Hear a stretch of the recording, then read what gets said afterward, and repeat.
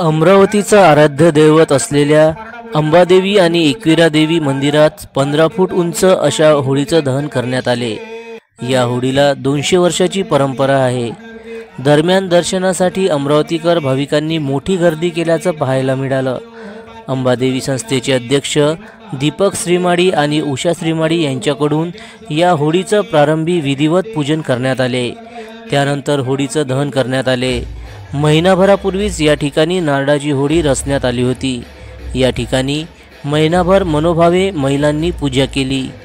जनसमर्थन न्यूज, अमरावती।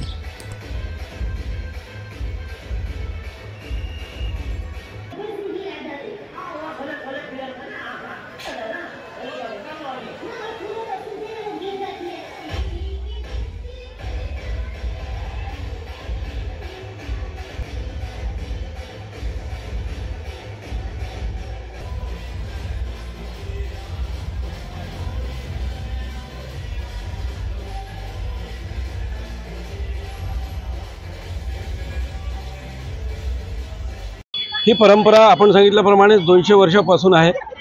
याच्या आणखी एक यामध्ये परंपरा आहे, श्रद्धा आहे, भाव आहेत भाविकांचे। माघ पौर्णिमेला म्हणजे आजपासून 1 महिना अगोदर एक इथे झाड लावलं जातं।